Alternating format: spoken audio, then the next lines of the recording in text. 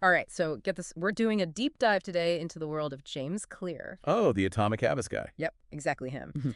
You send over some fascinating material about him, Yeah. including this interview he did on the Behind the Brand YouTube channel. Okay, yeah. We're going to unpack how he built his massive audience, what people really connect with in his book, Yeah. and his unique take on consistency. I'm in. Plus, stick around, because later on, we're going to explore a crazy business idea inspired by James Clear's insights.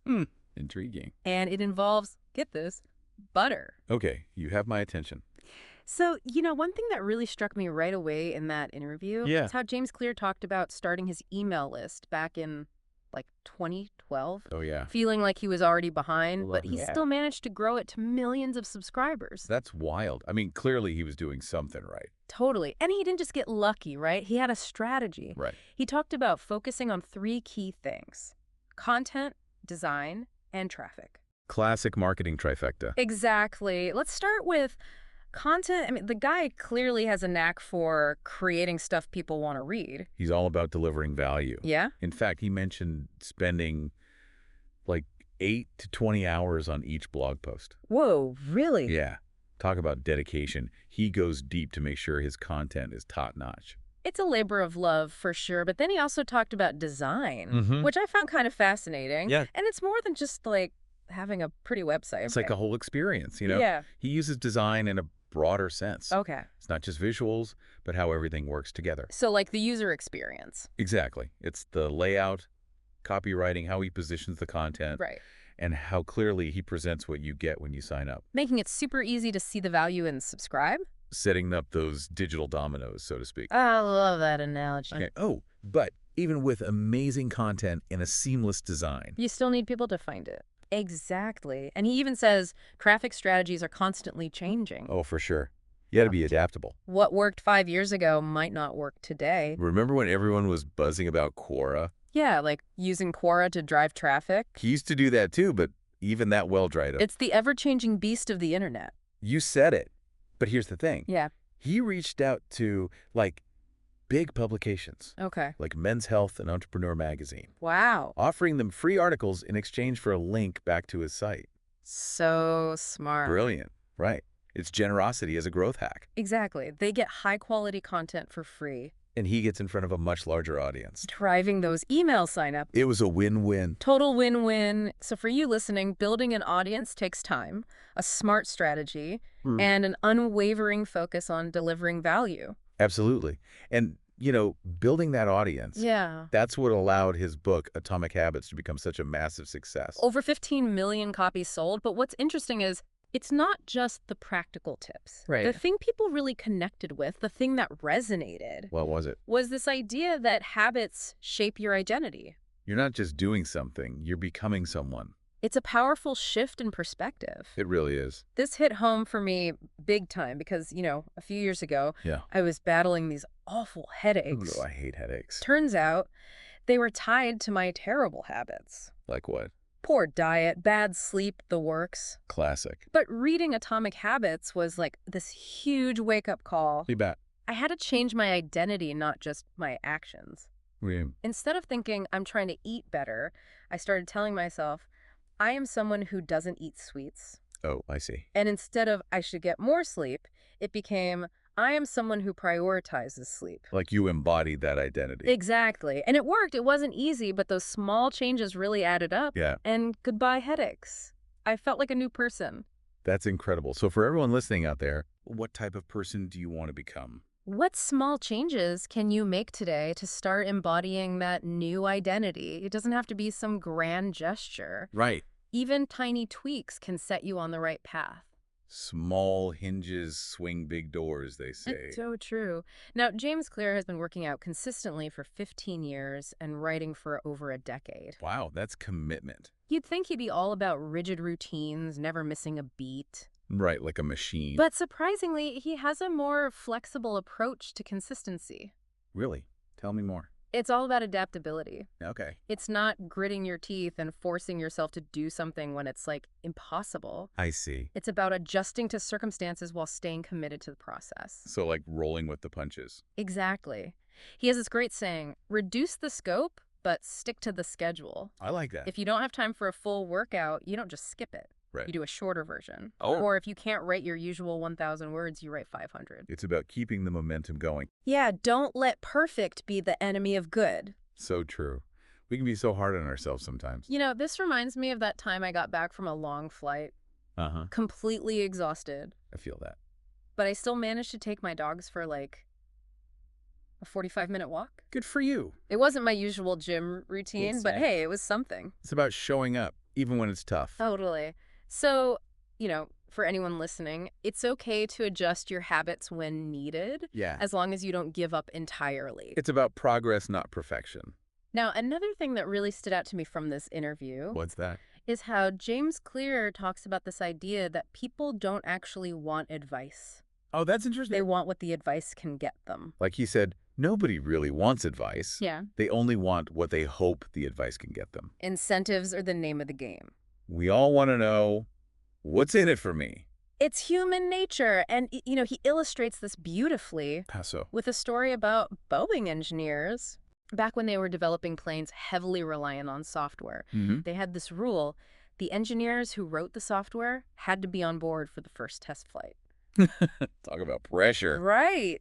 That's a pretty powerful incentive. To make sure the code works flawlessly. Absolutely. And to analyze incentives in any situation, he gives us these 3 key questions. Let's hear them.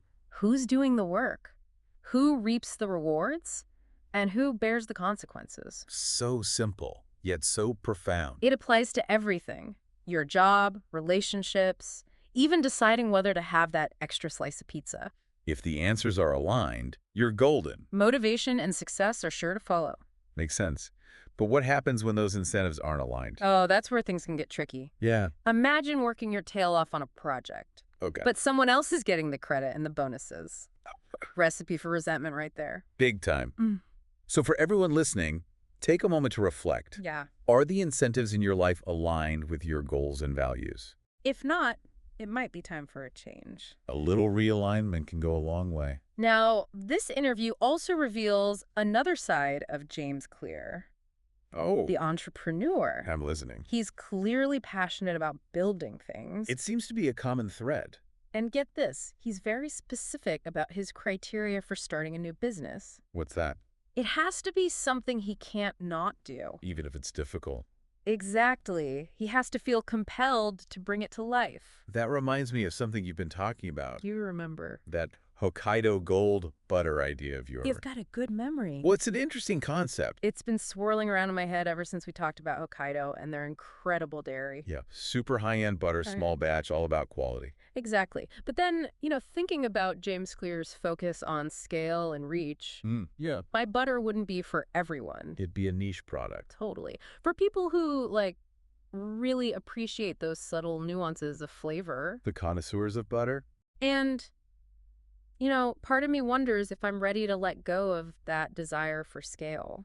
It's okay to be in that scaling chapter, like James Clear described. It's all about knowing yourself and what motivates you. Couldn't agree more. This whole conversation about James Clear has made me appreciate the different approaches to creating something. Whether it's a book, a business, or even a small batch of butter. There's beauty in every approach. And speaking of fulfillment, yes, James Clear is very open about what truly drives him, the act of creation itself. It's about the process, not just the outcome. And that's an important question for everyone listening. What brings you joy and fulfillment? What makes you feel alive? Don't be afraid to explore those things. Even if they seem unconventional. You know, James Clear actually suggests that the best time to explore new things might be when you're already feeling successful and secure. That's an interesting perspective. It's like having a safety net that allows you to take risks. When you're in a good place, you're more open to possibilities. Less afraid of failure. It's a reminder that success isn't a destination, it's a journey. And on that journey, there's always room for exploration and growth. Exactly. So before we move on, I want to share a quote from T.S. Eliot that really resonated with me. I love T.S. Eliot. We shall not cease from exploration, and the end of all our exploring will be to arrive where we started and know the place for the first time. Wow, that's powerful. It captures the essence of self-discovery, don't you think? Absolutely. It's about continually exploring, learning, and evolving. And through that process, gaining a deeper understanding of ourselves and the world. So let's continue our exploration of James Clear's insights. And see what other gems we can uncover. We'll be right back after a quick break. Sounds good. So we were talking about how people don't really want advice. They just want what the advice can get them. The incentives, right? Yeah, exactly. Like he said, nobody really wants advice. They only want what they hope the advice can get them. It's true. We all want to know what's in it for me. For sure, it's human nature. And he tells this really cool story Oh, yeah. about Boeing engineers back when they were developing planes that were like heavily reliant on software. Right. They had this rule Right. that the engineers who wrote the software Yeah. had to be on board for the first test flight. Whoa. That's a lot of pressure. Talk about an incentive to get it right. No kidding. Their lives are literally on the line. And to analyze incentives in any situation. Right. He gives us 3 key questions. Okay, I like frameworks. Lay it on me. First, who's doing the work? Makes sense. Second, who reaps the rewards? Uh-huh. And lastly, who bears the consequences? Like that. If the answers to those questions are aligned, you're much more likely to see motivation and success. Yeah, it's all about alignment. Totally. Yeah. But if the incentives are misaligned, that's where things can get kind of messy. Oh, for sure. Like how? Imagine you're like killing it on a project, Okay. but someone else is getting all the credit and the bonuses. Ugh, that's the worst. Total recipe for resentment right there. Definitely. It's important to recognize those dynamics. Yeah, so anyone listening, think about those 3 questions in your own life. Yeah, great advice. Are the incentives aligned with your goals and values? If not, maybe it's time to switch things up a bit. Couldn't agree more. Now, this interview also kind of shows us another side of James Clear. Yeah. Like, we're getting to know him on a different level. The entrepreneur, it's clear he loves building things. Like you said, it has to be something he can't not do. Yeah, like even if it's really difficult. Right, almost like an obsession. And it made me think about something I've been kind of toying with. Oh, yeah. What's that? Remember when we talked about Hokkaido, Japan? Uh-huh. And their amazing dairy? Yeah, like what if we created this like super high-end butter brand Okay, I'm intrigued. using milk from Hokkaido, small batch, artisanal, all about quality. Sounds delicious. Right. But then thinking about James Clear and like his emphasis on scale and impact. Yeah, it's a different approach. My butter wouldn't be for everyone, you know? It would be a niche product for people who really appreciate those like subtle nuances of flavor. The true butter aficionados. Exactly. And part of me wonders like, am I really ready to let go of that desire for scale?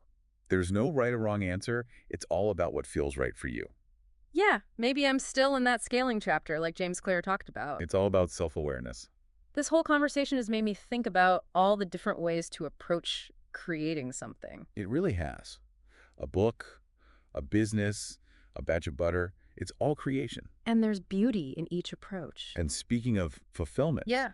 James Clear is very open about what drives him. It's the act of creation itself, isn't it? Whether it's writing a book, starting a business, even like creating a new trail system at his cabin. He finds so much joy in bringing something new into the world. It's inspiring. Right? Totally. So, you know, to everyone listening out there, what brings you joy and fulfillment? What makes you feel truly alive? Those are the things worth exploring. Sometimes those pursuits are the most rewarding ones. You know, James Clear actually suggests that the best time to explore new things Yeah, when is that? might be when you're already feeling successful and secure. Interesting. You know, when you're in a good place, you're more open to new possibilities and less afraid of failure. Like you have a safety net. Exactly. Yeah. It's a reminder that success is a journey, not a destination. And there's always room for exploration and growth along the way. So before we wrap up, I want to show this quote by T.S. Eliot that really hit me hard after this deep dive. Oh, I love T.S. Eliot. What is it? We shall not cease from exploration, and the end of all our exploring will be to arrive where we started and know the place for the first time. It's beautiful, isn't it? It really captures the essence of self-discovery. It's about constantly exploring, learning, and evolving and coming back to ourselves with a fresh perspective. Exactly. And as we keep going with this deep dive into the world of James Clear, let's keep that spirit of exploration alive. Sounds good to me. It's funny, you know, thinking about James Clear and everything we've discussed. Yeah. He's kind of like a perfect example of that T.S. Eliot quote we just talked about. About exploration. Yeah, exactly. He didn't start out with all the answers. Right, it was a process. He's like constantly exploring, learning, and evolving. You can definitely see that. It's kind of encouraging, you know? It is. It shows you don't need to have it all figured out to be successful. Like he said in the interview, you never fully give up on exploring. There's always something new to discover. And sometimes those unexpected paths lead to amazing things. Who knows? Your next creation could be the next Atomic Habits. Or maybe it'll be like a batch of that Hokkaido gold butter enjoyed by a select few. Uh-huh. Exactly. It's about finding what you're passionate about and pursuing it. And with curiosity and that drive to create. And like James Clear discovered, the act of creation itself can be so fulfilling. For sure, whether it's a book, a business, or even just like building a new trail. There's something special about bringing something new into the world. It's a powerful feeling. So keep exploring, keep learning, and keep creating. You might just stumble upon something amazing.